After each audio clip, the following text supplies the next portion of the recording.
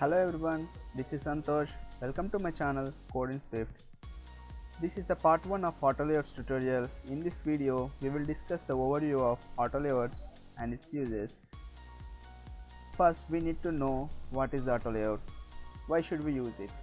In a simple way, Autolayout is nothing but just creating our layout or user interface according to the different device screens and their orientations.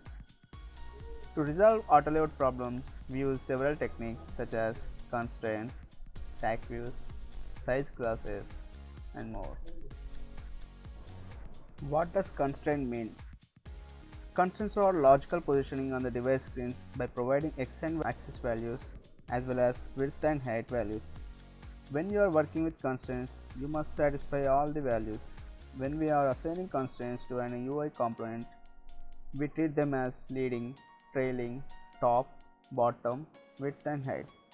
Leading means left to right and trailing means right to left. I know you are feeling bored, but you must know this before working on Autolayout.